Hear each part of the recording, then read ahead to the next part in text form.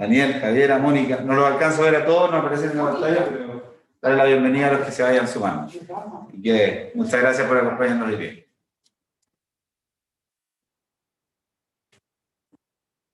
Somebody in the chat.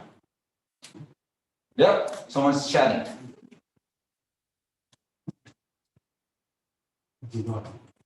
Hola.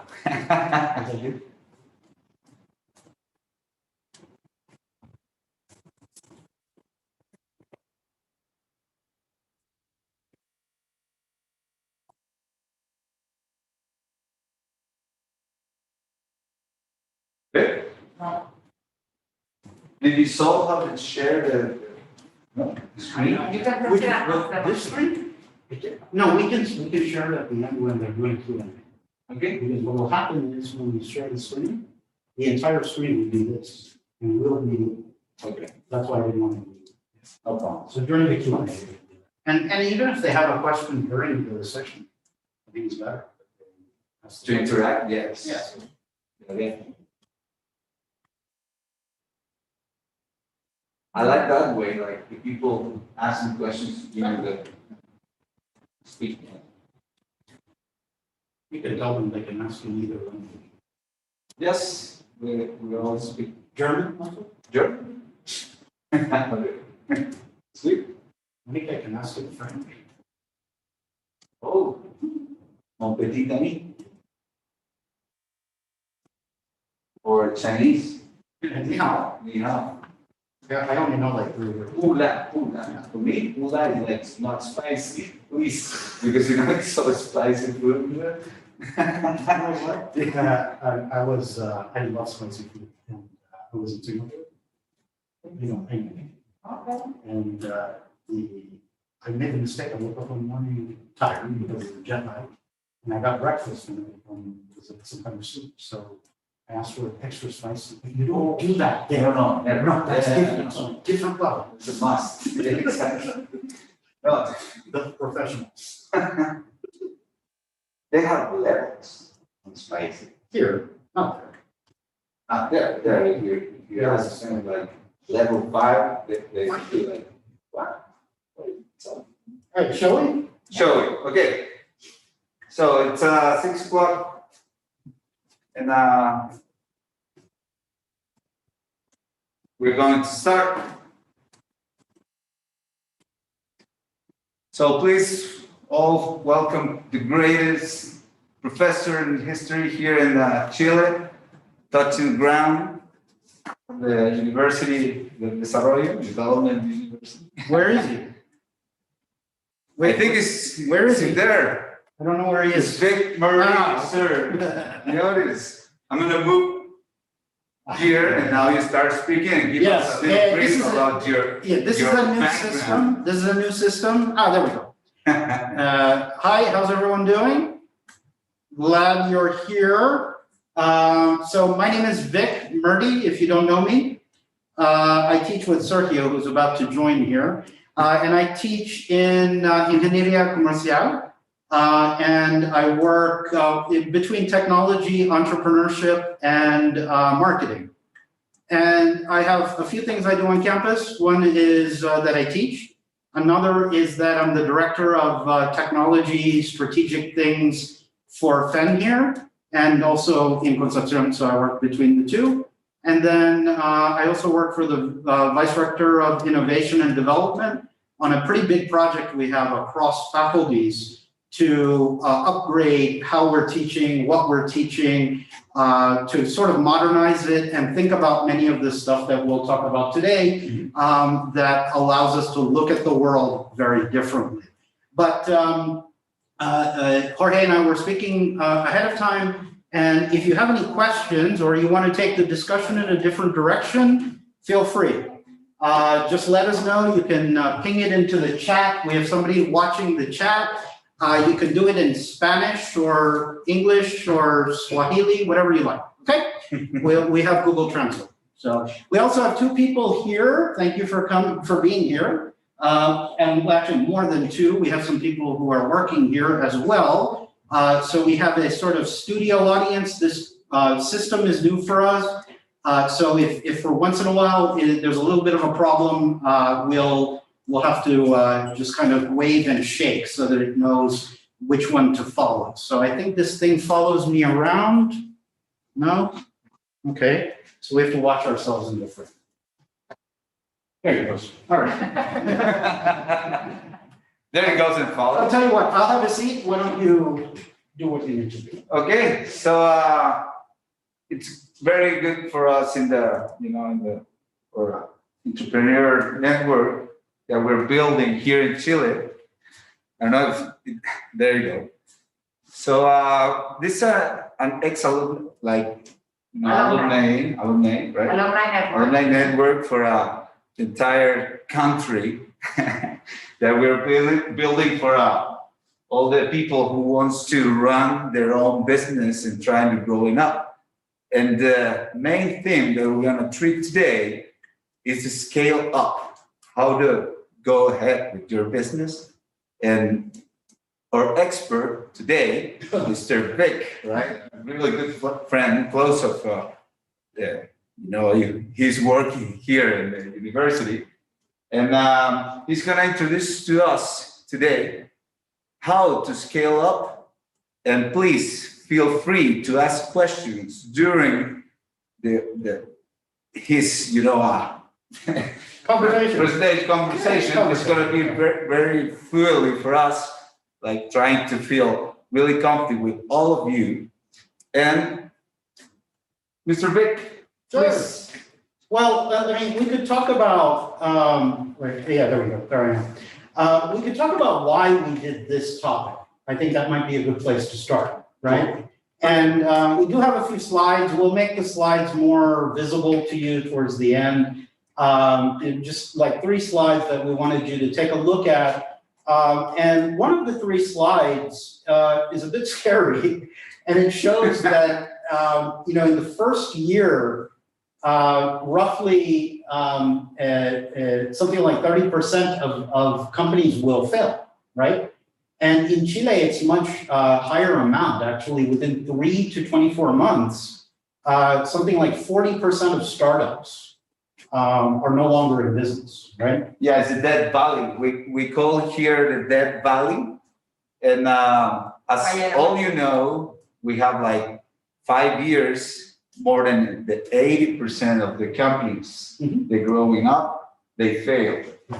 So you should speak to the audience then how does it work in the States? Yeah, I mean, the US is a little bit better at this. It's been doing, it's sort of a land of entrepreneurship, the land of technology. There, for a very long time, I would say since the 80s, there's been a culture of failure is not a big deal, right?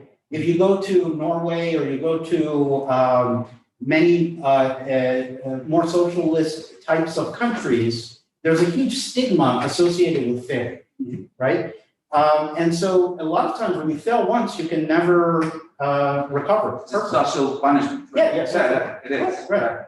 And you see our president in the US, right? He has probably more bankruptcies than he does successes, right? And that and innovation lends itself well to that, right? That's first of all. So the US merely has more practice. That's all I would say. But there are some, I think you and I were talking about some missing ingredients in Chile. I think that probably the people, take some stages in a different timing, right? Yeah, it could be. Yeah. So, I think a lot of the way that companies are founded. So here we have Corfo and Startup Chile, right? To get the businesses running, right? And in many other countries, you have a very healthy private equity arm.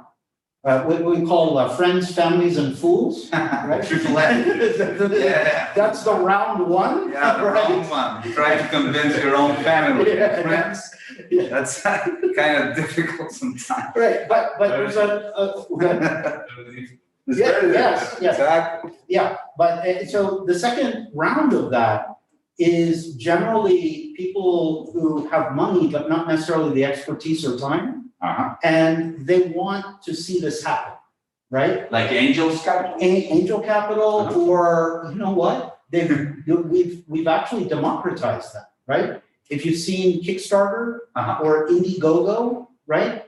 And these are actually early forms of democratized raising of funds for projects, right? So if I really like this project, but nobody else in Chile does, right? But you know, 1 million people around the world do across 200 countries, I might still see it happen. And that's a very new thing. And many laws are changing to help in that regard. But what we're really talking about is active money versus passive money, right? So passive money is the government gives you, you know, $20,000 or 20 million pesos. You go do something. Active money is you go do something until you don't on time, and then I'll help you do something, right? I mean, it's a different relationship. And that relationship, I think, is a very important part of the overall dynamic of sort of return on investment, as well as keeping businesses alive. Because when you need the help, even if you don't want it, you know, it comes. Sounds great. It can be a little uncomfortable once in a while, right? Yeah, you don't have that pressure on the you know, directors and stuff. Yes. Yes. And actually, the pressure is an interesting point that I see here, right? Unique to Chile. We're a smaller country, quite a bit isolated, right? We're like an island. I mean, not so dissimilar from Japan, just that Japan's surrounded by water. We're surrounded half by water and mountains, right? And the desert. And the desert, yeah, desert you can't cross, right? So when you have that, one of the results of it is being a bit paranoid, but a bit cautious, right? That, hey, our market is so tiny, right? If I get this, then someone else can't get it. So we call that value capture rather than value creation. And to scale a business is really about creating one, right? It's about creating something new. You know, if you want to compete for share of wallet within a market, and certainly you need to be able to do that, there's only a certain threshold you can get to, and any market can only have a certain number of competitors, right? And then they start bidding against each other in price. So if you look at the latest sort of growth, like Airbnb or Uber, they've unleashed massive amounts of value. And the other thing that we were talking about earlier is we live in a digital world today. So there's no reason to look at Chile as a market, right? Chile may be a good test market, right? Just like your friends, families, and fools. Exactly. Yeah. Talk us about the growing process. Yeah, sure. It's very matching with what are you saying right now. And the growing process without boundaries, without this, right? We're in Chile, as you said, and we have like the whole world looking forward as a market. Yeah. So please. Sure. Okay. Yeah, and actually, that's a really good question. There I am. There you go. I thought it would, you know. The camera likes him more than me. That's common. So that's a really good question, right? Like how do you grow? What are the obstacles to growth, which is part of the solution there? So what I notice in Chile, right, is you get into business, right? And then this is true anywhere, but it's hard to get out of this hole here, okay? And it goes back to the point about the isolation. And before you open the faucet to go global, there's some things you have to do to start correctly, right? And one of the things that is super important to realize is that there's a part of your growth process that you can't go beyond with the way you're doing business at the beginning. Okay, let me just give you an example, right? If I'm a psychologist, I have a limited number of hours in the day. Those number of hours in the day tell me how many patients I can have, right? plus the amount of administrative time.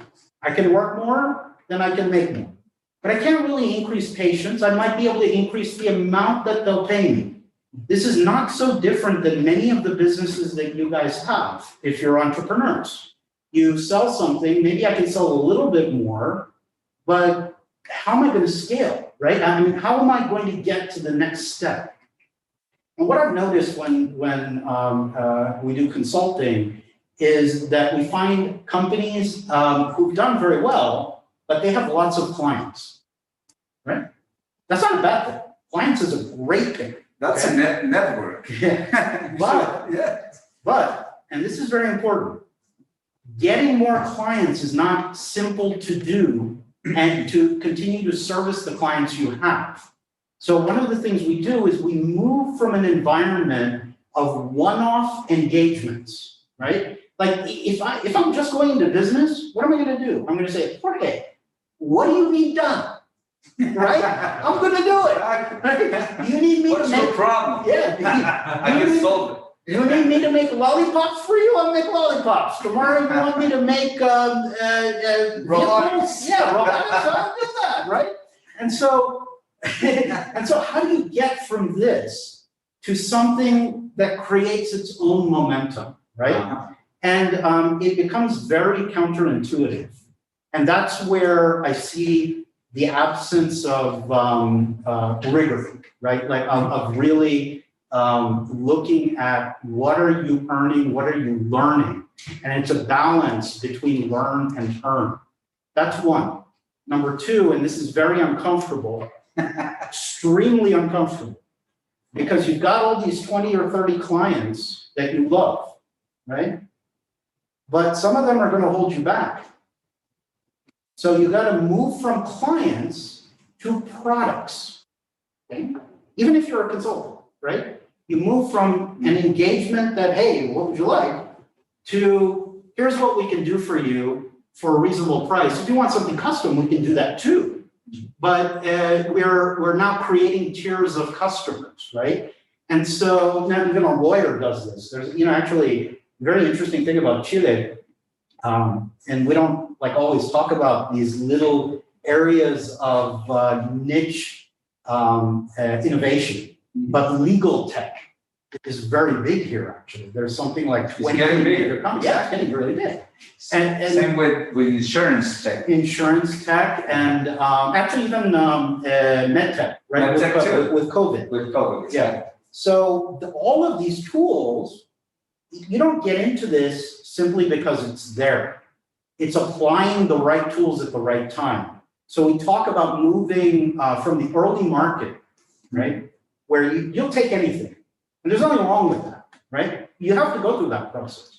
Yeah, the first stage is takes wherever. Yeah, it's fun too. Exactly. Right? It's a lot of fun. Now, in the first stages, before we go to how you scale, there's some skills you need to have gotten within your company before you can scale. Okay. One of those. What was that you said right now? Yeah. It's the opposite question. It's Oh yeah. Exactly that. What kind of things stops you to scale up? Yeah. So one is that you're moving from custom suits to a product line of suits that isn't fully custom, but you need to deliver a tremendous amount of value like you were before. Okay, that's one. It's a different business style completely. Okay. The second thing is where I was going with this is you got to be able to sell. Okay. Not only that, in the first part of your business, you're going to go to your friends and family. That's fine. After that, selling is a skill. And you have to be able to look at the difference between what we call business development and selling. Okay. Let me tell you why selling is so important at this stage.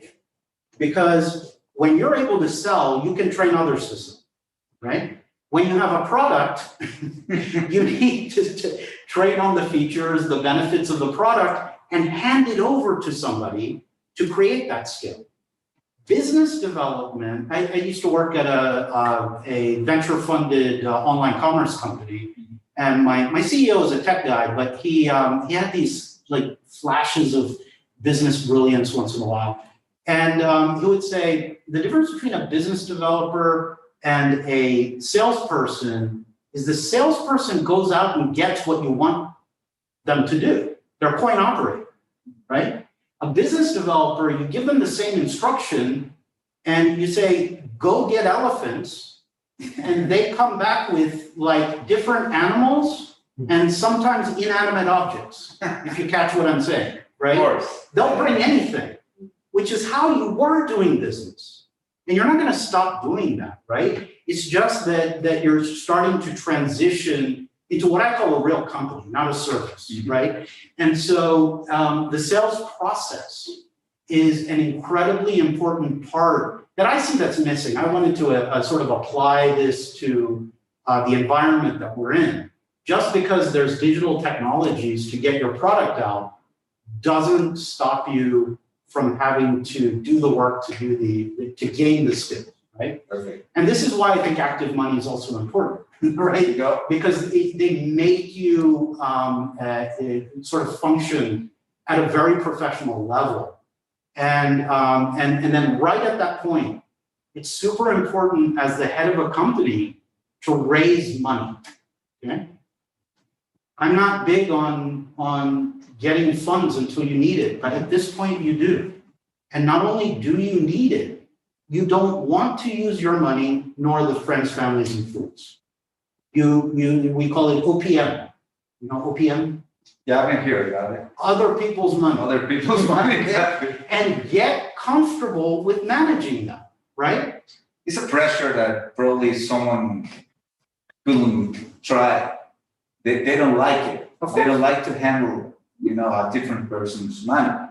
They feel conflict with family, friends, and fools area, and they don't try that scaling up stage that we probably, if we are selling something like elephants, probably we want to run a zoo. Yeah. And what about the zoo? How I finance the zoo? Right. So.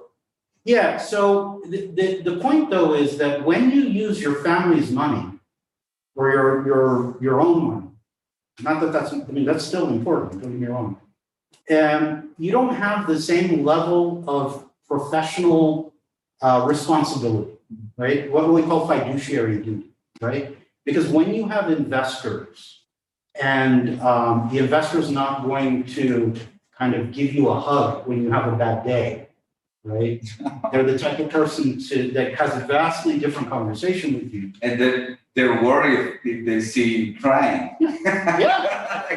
Well, so that actually leads to a personality and team issue, which is that oftentimes the founder of a company is not your best person to grow the business. Right? And so getting somebody of equal rank or even higher at that stage is super important. And I'll tell you, the second reason is focus, okay? This is counterintuitive because we've been doing all these things, and now I'm gonna ask you to pick one thing in one market and own it. Just own it, right? Because I'm sure there's some people from Concepcion here. I always think about like Lonco, right? A little suburb of Concepcion. And on Monday night, there's no place to eat. I think it's improved a little bit, but it's still not that many places to eat on Monday. And so, somebody could be selling pizza on Monday. You wouldn't even need to sell very good pizza. And you can turn the Monday pizza. Yeah, own Monday. And then you could have one kind of pizza, right? Like pepperoni pizza in Lonco on Monday. Right. No, I'm serious. That's it. That's focusing. That is focusing focus, right? with the market. Yeah. Now you might be making cakes on Tuesday, right? for Carlos, and you might be making empanadas, right? For Jorge, right? And you still have that stuff, but you're going to focus and you're going to own that niche. It's so uncomfortable because it's a different way of doing business. You're not going to be profitable. Okay? That's the interesting thing, but it's a necessary step. Then what we want to do to get you to the point where you have the right products, the right expertise, and the right markets is to then move in a very systematic way, okay? Add products to loan pool, right? On Mondays. Okay? Then go to Tuesdays, right? So that's a different market. Tuesday is a contested market, right? It's Saturday. Yeah, it's Saturday, right? So you're gonna move markets with this hand, and you're gonna move products with this hand, right? And we call it a bowling alley, but you know, the bowling. And not all of those are gonna work, and that's okay, because you're learning all along the way. And when you come out of that, nobody has to tell you when to come out of it. Because when you come out of it, you've got products that have arisen that are successful, right? You've got this thing that works here, and then all of a sudden it works there too, or it doesn't, and you move on, right? And then you have the next thing you've developed for the people that told you they wanted it, right? And then you move on to the next step. The reason why that niche is so important is because I need to be able to look you in the eye, and you, and you, and you, and ask you on Mondays, what else would you like with that? Coca-Cola, beer, right? Well, I can't have like 20 beers, but I can offer one, right? And so I'm that's my next product, right? Exactly. You start with something and you go ahead. Yeah, but it's very qualified because that niche is like a test market, right? And you're continually getting the feedback that you need, that and you're learning while you're earning. That's a good advice, especially for PAAM or SAAM. It's a product as a market. Yes. Or into a market, like you were saying. Yeah. Or we're working in technology, and probably technology is it's a field that you can handle with a different product every single day. Yeah. Right? Because you have to improve, and move ahead and try to go fast because the market is always, running. Mm-hmm. And the pace of change is high. The pace of change of the supply side is high. And the demanders are what we would call fickle. They change their mind very easily. And what's interesting, which is a threat and an opportunity simultaneously, is that it is there's very little brand loyalty, right? And so you have to continue to earn that brand loyalty. There's new ways of management today, right? You've got to manage communities, whether or not they're customers, right? So as an example, I have to admit, because I really like this product, okay? I ate my second Notco burger today. Okay, you guys know Notco? It's a Chilean company. Mushnik. Yes. What's that? Yeah, mayonnaise, right? Yeah, exactly. So what's interesting about Notco is very much as they're scaling their business, they apply technologies. And they actually use a form of artificial intelligence to get different formulations of their products. To taste equally. Yeah, and the texture, like we don't know, right? If I ask somebody, what do you think of this product?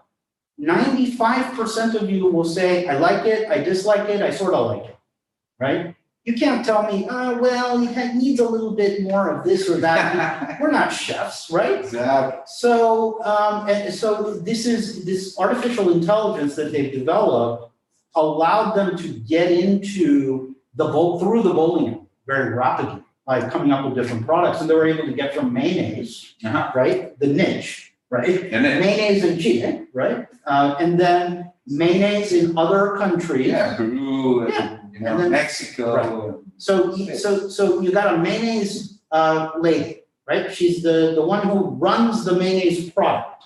Then you got to start designing that next thing, right? And then when she's opened up Peru, you can try this product in Peru. Sometimes it'll work, sometimes it won't. But regardless of what happens, you've learned some very vastly important things.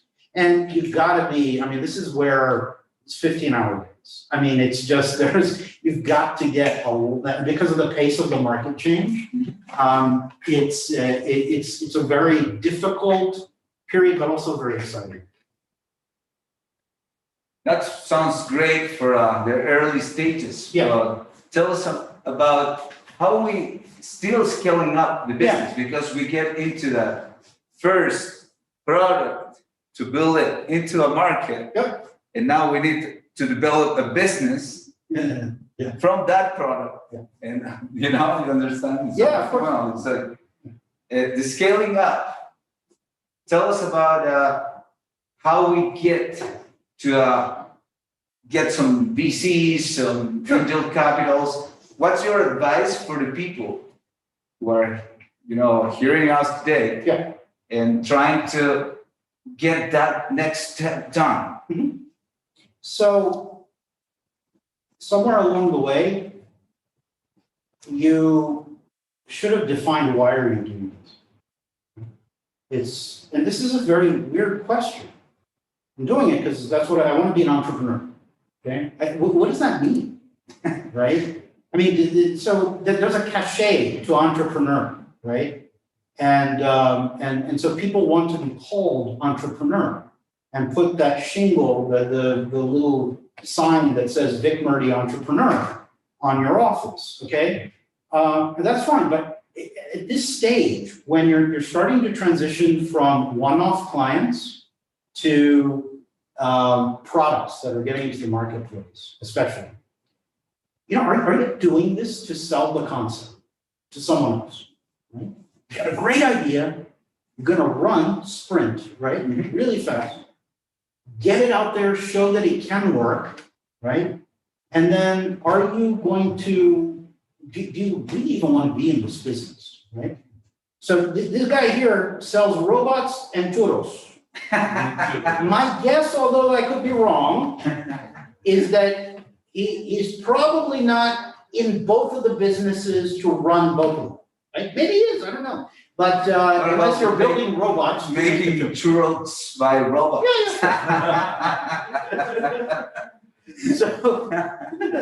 So the point is, are you building this to sell? Okay? And you could be wrong. You could say, yeah, I'm going to sell it. And then you discover that you want to do something else with it. That's fine. But if you're going to sell it, then, and that's your purpose, then there's a different way to behave. There's a different set of skills. And we'll talk about that in a second. If you're building it specifically because this is what I want to do with my life. I want to be an entrepreneur doing this. And you were saying before the importance of loving what you do. Exactly. The people who build to run. Elon Musk, right? Mm-hmm. He builds things to run. He doesn't engage in stuff he doesn't care about just because there's a market, right? He creates markets, right? And people in that range, right? There's a set of management principles that are becoming more popular today that have to do with once you've gotten into the main market, how do you innovate again? And while your market is starting to get more competitive, how do you create more innovation, right? And so that's the second sort of stream. The very strange thing about business education, probably around the world, to be honest, although it is changing, is that we principally teach you how do you advance your career, right? How do you innovate? Corporate entrepreneurship or entrepreneurship in general, but how do you do that in such a way that you can then use that success to move up a level, et cetera, okay? All are forms of entrepreneurship of some sort, and all are vastly different. Okay? And in the first case, when you want to sell your concept, is a vastly different behavior. Okay, up here, and we'll send the slide over, but is a book by an old mentor of mine who just kind of randomly walked into my life. He's I mean, really. They always randomly, right? What is that saying? When the student is ready, the teacher appears. Exactly. Yeah, right. It is. So, and this gentleman here used to be the president of Neutrogena. Mm-hmm. And probably you would not know Neutrogena without him. And he was 27 when he ran Neutrogena. And he came out of Procter & Gamble. So he had the foundation, but he was more than the advanced career type of person, right? And so he invented a suntan lotion that was waterproof. Okay. I have a complexion that I don't have to use this product. Okay. However, I'm going to guess that when you put on suntan lotion, it's waterproof anyway. More or less, it's, oil and water don't mix, right? However, he's brilliant at messaging and understanding markets. So he builds this product here called Bullfrog. Right, frog, ranita, right? The frogs. Yeah. Frog, yeah. So the frog, bullfrog is a big frog, and frogs are amphibious. They go underwater, above water, and they're happy. So he marketed this to surfers. Okay? Market, niche. Niche. Right? One product for surfers.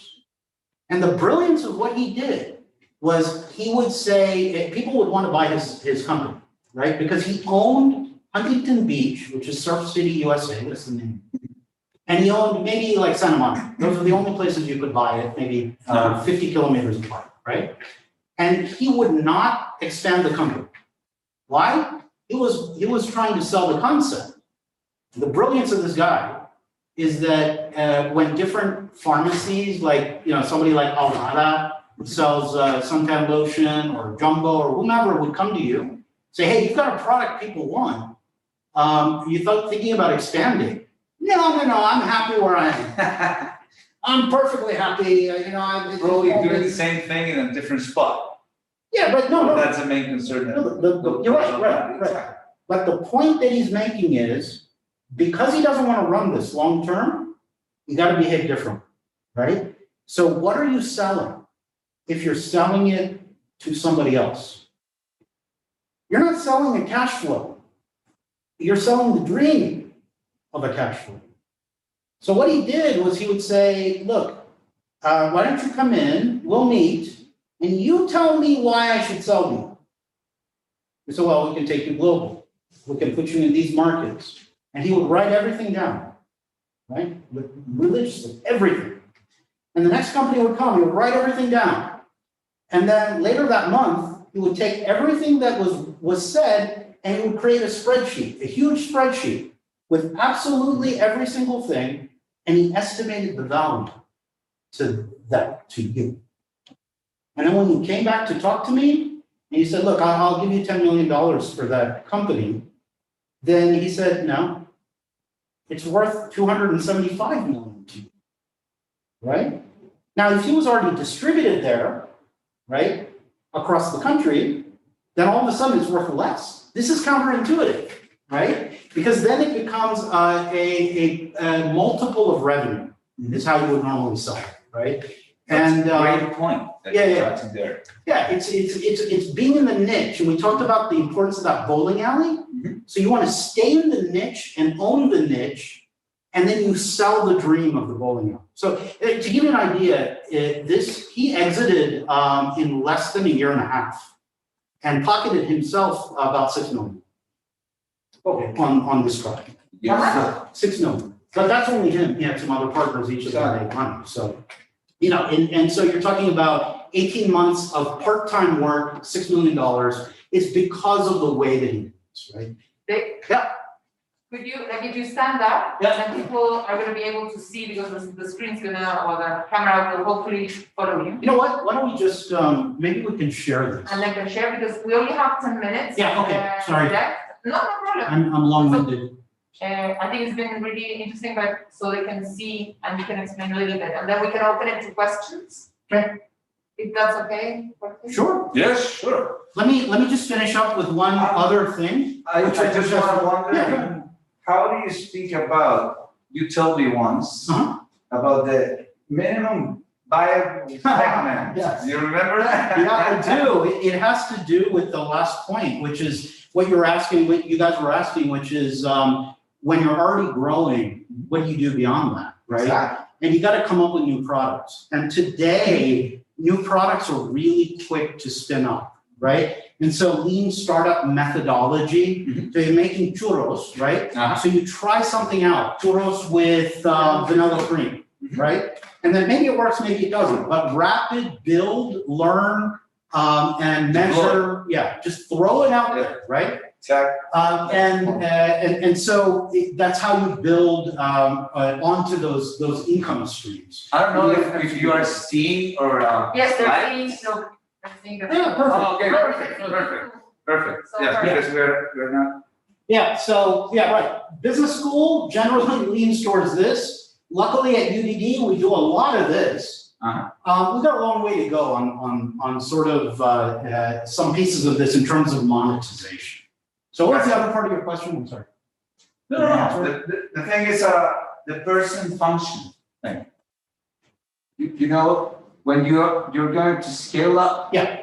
You need to define pretty well your team, right? Yeah. The person function. Yeah, so if you have a one-person team, you still have a team. Exactly. You're your own team. Yes, but what you have to do is you have to allocate a period of time to be the product manager, and a period of time to be the marketing manager, the market manager, okay? And what happens is, in the evening, you start to argue with yourself, okay? I want to go to that market, but I want to sell that product, okay? Which one's more important? And that fight is super important, okay? And that's why it's better to have two people, obviously, but it depends on your business. So that fight between product and market focus is super important. And if you've got people who are doing all the same thing as a small business, Mondays are product days, Tuesdays are market days, Wednesdays are fighting days, right? So, yeah, so I think we were talking about. Okay, thanks a lot. So tell us about your project genesis. Yeah, okay, the potential and states. Sure, I mean, we talked about this, right? You've got, if you want to sell your concept, you take that bowling alley and you set up the pins, right? But you only execute the first one. And you sell the dream of the other pins, okay? And you can get out reasonably quickly, usually. It depends on what business you're in, but this goes back to, that was your question. It was about the minimum viable segment, okay? And when you own a market, right, it's not only about the product, it's about the market itself, right? And so in your understanding of that market, and when Jorge and I were talking, we were saying, you know what? Anyone can build a product today, right? You could build 20 products probably tomorrow, Jorge, or your robots can, okay? It doesn't mean any of them are market viable, right? So what's most important is a minimum viable segment. Segment, exactly. It's not products, it's a segment.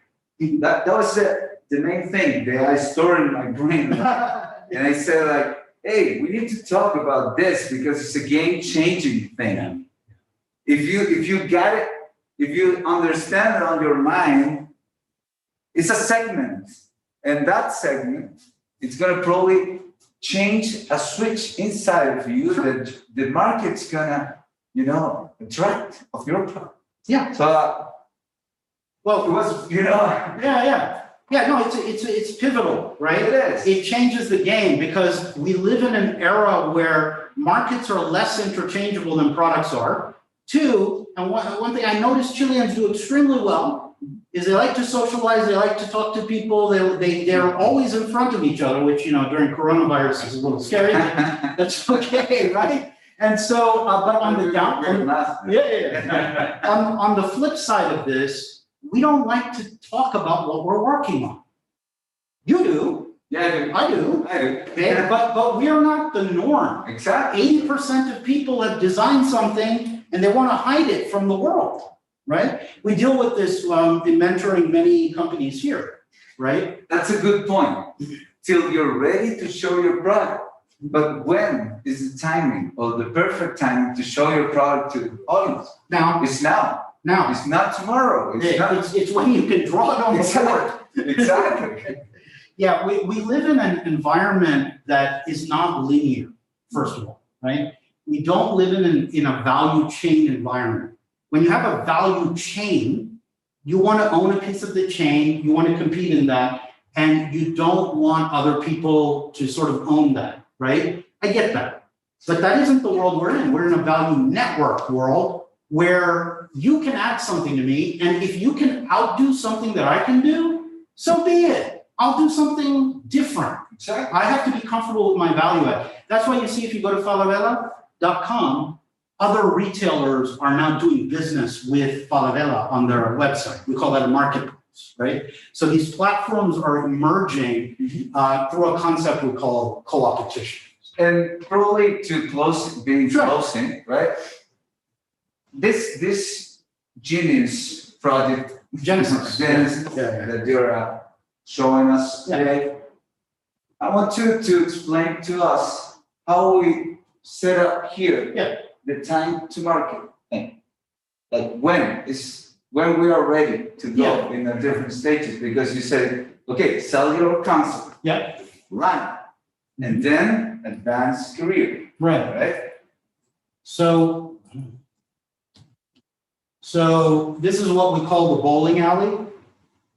And normally when you start a business, you're gonna get one of these, which is, in this case, shirts and hammers. So companies that sell shirts, and you're gonna try to sell them hammers because they need hammers. Okay? Everybody needs it. And then eventually you get another one because you just run into them, right? Maybe you knocked on a bunch of doors and one of them, you got a screwdriver in the jewelry marketplace, right? And then maybe you get something like that. All I'm saying is that you need to be systematic about it, okay? That's fine when you start your business, but those aren't products, those are clients, right? And so the pivotal point is to start looking at your space and your niche. Okay, you can do that today. You can do that right now. Okay, if you're a lawyer and you've got 20 clients, probably 2 of them are similar. Okay, maybe you want to start there, or maybe you have a theory that a lot of people need estate planning. So you start here, and then you try to take estate planning, right, into other verticals. Perfect. And then now you have a systematic way. Now you move from estate planning to what else do lawyers do? Divorce. Okay, so divorce, whatever it is. So, the lawyers do many things. Corporate law, right? You start to add things, and sometimes you move back, sometimes you move forward.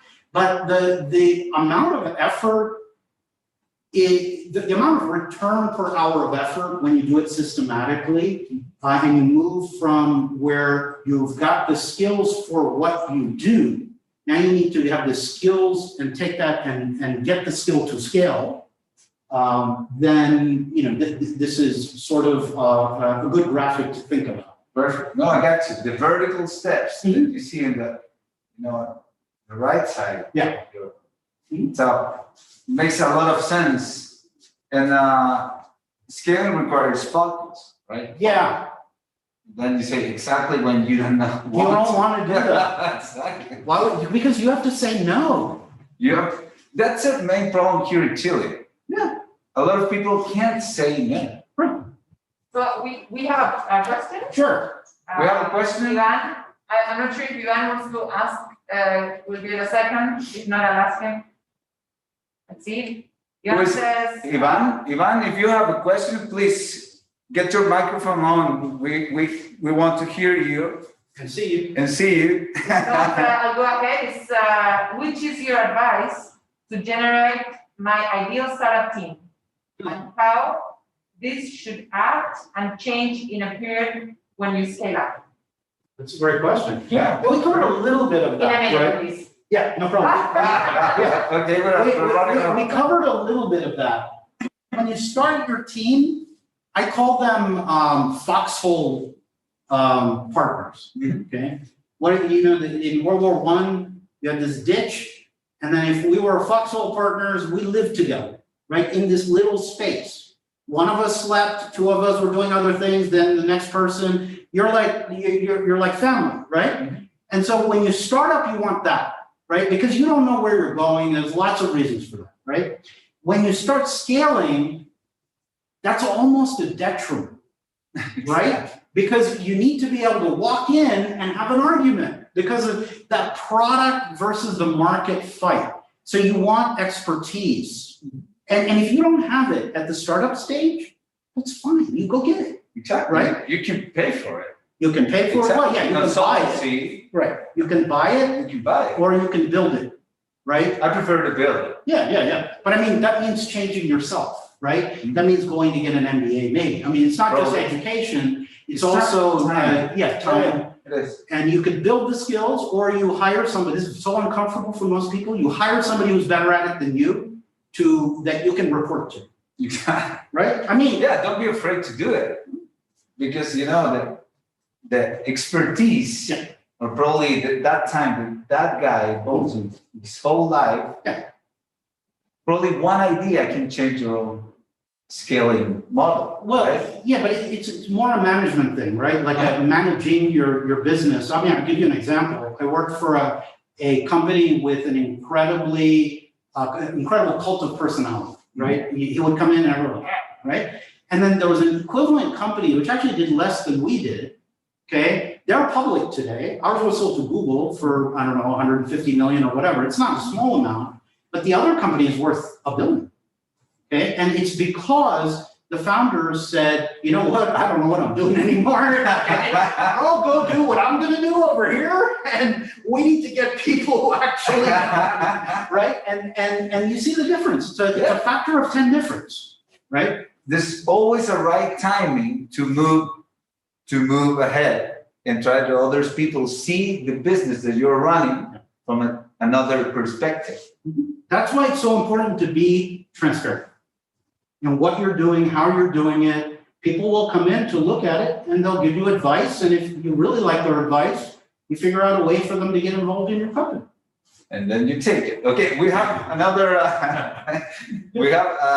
another question. No, not another question, but maybe you have some questions? Yeah, I have some questions, of course. You can do them in Spanish. Why? So trying your Spanish because you're here in Chile, and this is a right moment to try your Spanish because you try already or English. Bueno, Yeah. Vic, You can answer in English. you can answer in English, or I can translate if you don't understand. My first question, this is a tradition that we have here in our network, okay? We always ask, the same questions to close. Oh, like James Lipton. It's the same.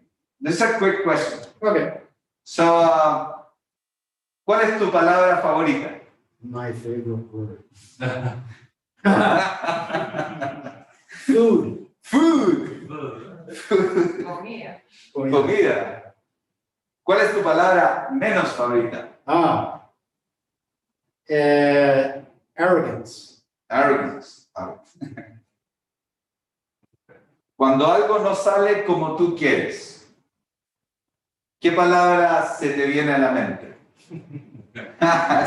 En español, I can repeat it. Yeah, no, just tell me in English. What words do I have in mind? When something's not going like you like, Yeah. what's the main word that comes to your mind? Oh, I see. It's something that my geometry teacher used to tell me. And the word is, English is nice because you have a word for everything. Tenacity. Tenacity. Right? Tenacity.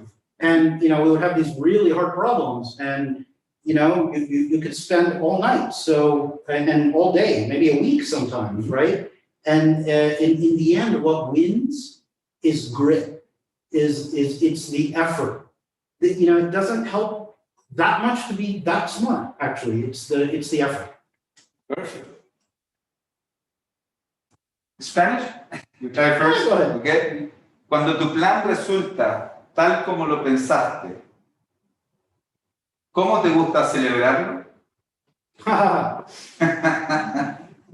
Food. Food. Santoya. Food. Okay. No, actually, that's serious. That is how we celebrate nearly everything, right? Yeah, I agree with that. Let's do churros. Yeah. Sure, of course. So, cuando eras niño, ¿qué querías ser cuando grande? No, I didn't want to. What did you want to do? No, when you were a kid, Yeah. okay? Yeah. What do you want to be when you grow up? Well, so I'm Indian. Growing up in the U.S., you really only have two choices. You can be a doctor or not a doctor, which actually means engineer. So I So you didn't, picked I did. I dropped out later, but I did. I actually, when I was young, I was very good at math and physics, so it fit anyway, but I didn't like the sight of blood. So actually, I studied through my third year of aerospace engineering. And yeah, I loved it. I loved the study of it, hated the working. I'm not an Got your engineer. point. Yeah. Okay, so para empezar el día, ¿café o té? No, whoa, that's hard. Hard. That is actually really hard. I mean, normally, and most people who know me that are on the call will know that I generally drink espresso, right? Like multiple times a day. Okay, but since we've been in the COVID era, I've been drinking a lot more tea. So, and also I did a trip to London last year. There's something infectious about having tea in the afternoon, right? You do it because everyone else is doing it, and then, you know. So I have to admit, I am not drinking. Yeah, exactly. So tea? Tea in the afternoon. Tea in the afternoon? But coffee in the morning. Coffee in the morning. Okay. Si el cielo existe, ¿qué te gustaría que San Pedro te dijera cuando te vea llegar? So I understood most of it, but what are you specifically? Okay, translate it. Yeah. If it heavens exist, Yeah. right? Yeah. What Saint do you Peter. like to send Peter to tell you when you come up? Is there artificial intelligence in heaven, or is it all natural? But you're asking something. What Yeah. about Tell him? he's gonna exactly? What is he asking? He's gonna What do you want him to tell you? Oh, what do I want him to tell me? Yeah, that's what I said. Is there artificial intelligence? no, he's like, there you go. I got it. Well, No, this is a Bernard Palma. Yeah, people. People. Based on that. Based on that. No, there's so many mysteries of the universe. I think it would matter when I got it, right? What would be the most interesting thing? It will probably be something about the universe, age of the universe. You like the universe? I do. Well, there was a recent, I know we don't have time, but I know. there was a recent discovery of a particle within a xenon atom that they calculated to be 18 billion years old. Oh. That changes the game. Completely. And, you know, to me, that's this incredibly fascinating, you know, side subject that I like to keep my finger on, and, you know, with my daughter, whatever. There you go. It is really cool, and there's so many of those mysteries that hopefully are revealed. So I know this little conversation is being really inspirational for everybody here. I hope so. And I hope so too. But I really want to thank you. Absolutely. Thank you a lot for being part of My for pleasure. this and building together things. We hope to, you know, have a lot of time with you in the Sure. near future. Mhm. And of course, thanks to everybody here in the audience too. Yes, thank you. And give a little clap for we're really good about your speech. So thanks to everybody. We see you next time. Remember los correos de la red UDD para nuestros exalumnos, ¿cierto? Estamos armando esta red de emprendedores con unos ciclos de charlas con personas muy influyentes para el mundo y para nuestro ambiente. Así es que les agradezco mucho. Los invito a participar nuevamente en nuestro ciclo y en nuestra red. Estamos comenzando la academia y claramente los resultados que ya vamos encaminando son muy favorables para todos ustedes. Cuenten con nosotros. Muchas gracias para todos ustedes. En nombre de la red de exalumnos de la Universidad del Desarrollo, les deseo un tremendo camino de emprendimiento. Y acá estamos para acompañarles. Thanks, Vic. Thanks a lot. Bye-bye. Thank you. All right.